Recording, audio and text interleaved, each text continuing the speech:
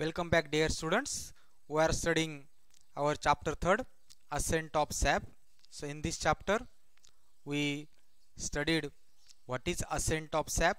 That is the answer is the definition of ascent of sap, the upliftment of water and minerals from root to the shoot of the plant. The process of ascent of sap involves two main aspects. The first one is the path for ascent of sap, and the second is the mechanism of ascent of sap. So the ascent of sap takes place through the xylem tissue. This upward translocation of water along with dissolved mineral nutrients has been carried out through the xylem strand. So water along with dissolved minerals that has been present in the soil has been absorbed by the root hairs. From root hairs it enters into the epidermis or epiblema, then to the cortical cells. From cortex it moves into the endodermis, and from endodermis it reaches to the pericycle through the passage cell, and finally water along with dissolved mineral nutrients has been enters into the xylem tissue. So this whole journey of the water along with the dissolved mineral nutrients from root to the shoot of the plant, that is referred as path for ascent of sap. Next is the mechanism of ascent of sap.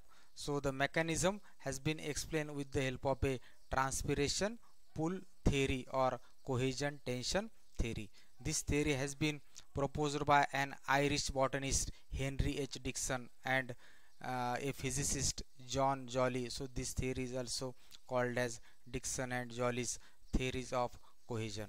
So this theory explains how the ascent of sap takes place in the plant. So this theory is based on the transpiration, pull, cohesion and tension. So it is also called as the cohesion tension theory, or simply the transpiration pull theory. So transpiration, it is the one of the process that takes place in the aerial part of the plant, mainly in the leaves.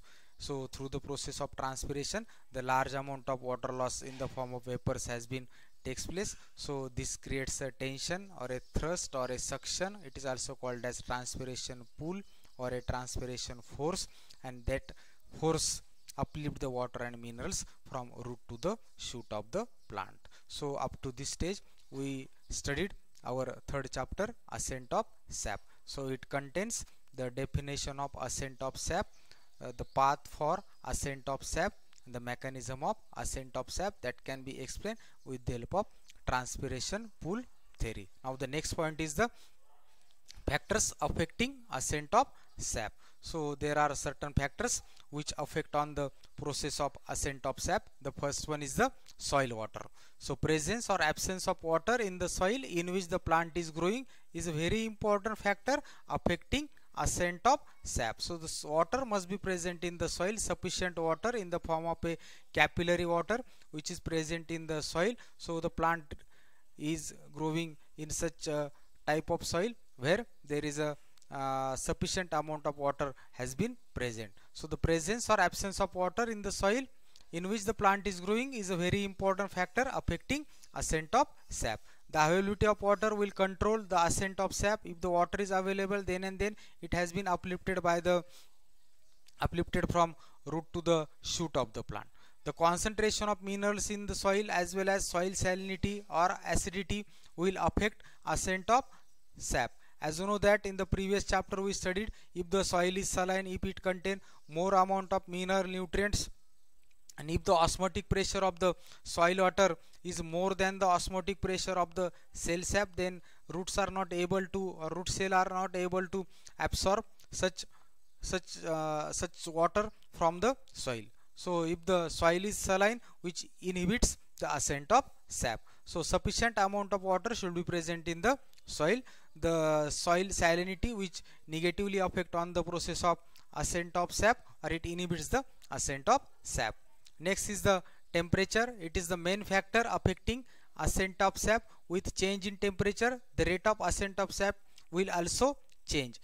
what happen here? Increase in temperature will increase the rate of transpiration. As you know that the ascent of sap takes place through the transpiration force or transpiration pool, which has been created by the process of or through the transpiration. So when there is an increase in temperature, it will increase the rate of transpiration. And naturally, the increased rate of transpiration will result into the increased rate of ascent of sap. So under conditions of low temperature, the transpiration will be minimum, which will adversely affect the ascent of sap. So there is a directly proportional relationship between the temperature and the ascent of sap. If the temperature increases, it increases the rate of transpiration, and naturally the ascent of sap has been increased. If there is a low temperature, the transpiration will be minimum, and which negatively affect on the ascent of sap.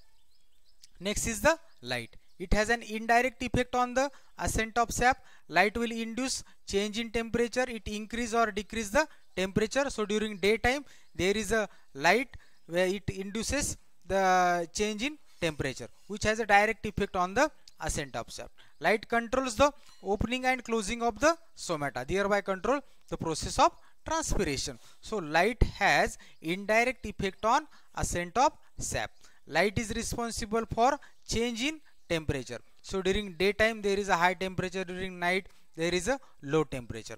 The presence of light is responsible for the opening and the closing of stomata. So light controls the opening and the closing of stomata, and thereby it controls the transpiration rate. And when the transpiration rate has been decreased, it decreases the ascent of sap. If it is increased during daytime, it increases the rate of ascent of sap.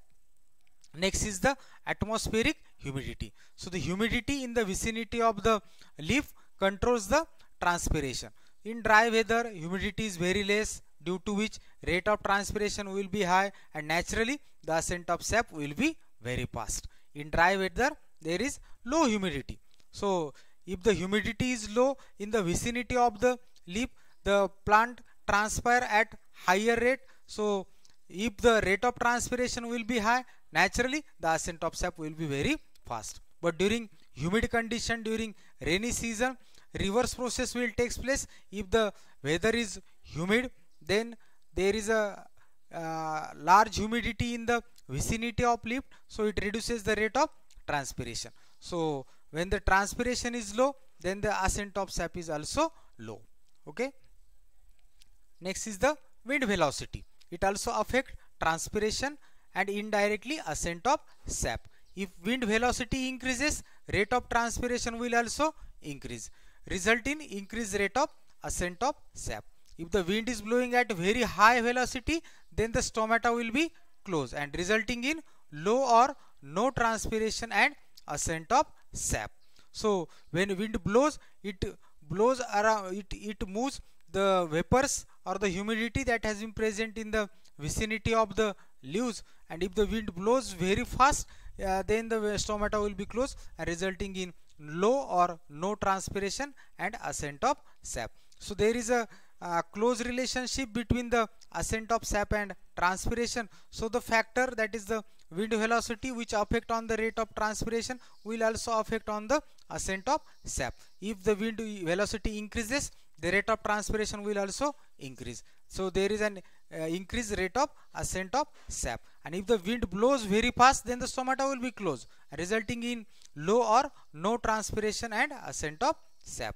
Furthermore, the leaf size, leaf area, number of stomata per leaf have direct effects on both the processes like transpiration and ascent of sap. Similarly, root system, its type, nature and root structure will affect the ascent of sap. If in those plants, if the leaf size is large, if the leaf area is more, there are more number of stomata per leaf area, then it affect on the process like the transpiration and ascent of sap. So in case of xerophytic plant, the reduction in the leaf size is one of the adaptation to reduce the water loss through the process of transpiration. So these plants has been grown in the area where there is a low water or there is a scarcity of water. So to adopt this plant in such condition, the leaf modifications has been made to lower the rate of transpiration and ascent of sap. Similarly, the root system, its type, nature and root structure. If those plants which having the extensive root system, those having the more number of root hairs, can able to absorb more water from the soil, so which will affect on the ascent of sap. So in this way we finish our third one chapter, ascent of sap. Thank you. Stay home, stay safe.